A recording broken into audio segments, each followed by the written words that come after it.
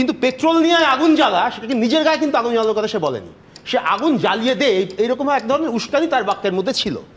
এতৎসত্ত্বেও আমি বলছি যে শুধুমাত্র এই যে পরিস্থিতিটা তৈরি হয়েছে, একটা চূড়ান্ত একটা ভোলাটাইল সিচুয়েশন তৈরি হয়েছে, তাকে যদি আমরা এরকমভাবে কনসেন্ট্রেট করে নিয়ে এসে কসবা ডিআই অফিসে নিয়ে আসি সুমনদা, তাহলে আমার মনে হয় পুরো জিনিসটা খুব ন্যারো হয়ে যায়, খুব সংকীর্ণ হয়ে যায়।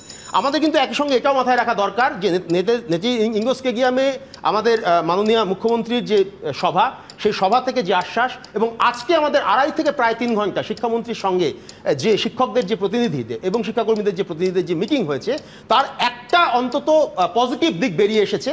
তারা যে দাবিগুলো করেছেন সেই দাবিগুলো কিন্তু মেনে নিয়েছেন শিক্ষামন্ত্রী। শুধু মেনে নিয়েছেন না, তিনি বলেছেন অন ক্যামেরা যে এই দাবিগুলো তো ন্যায্য, সুতরাং এই ন্যায্য দাবিগুলো অবশ্যই আমরা আইনি পরামর্শ নিয়ে সেদিকে এগোবো।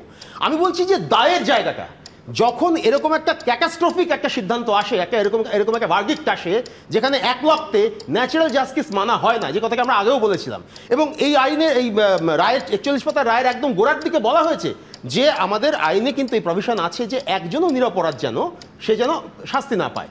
এটা সত্ত্বেও কিন্তু ওই 41 পাতার রায় লেখা আছে একদম গোড়ার দিকে 11 পৃষ্ঠা সম্ভবত, কিন্তু তা সত্ত্বেও সেটা মানা হয়নি, মানা যায়নি সেটা।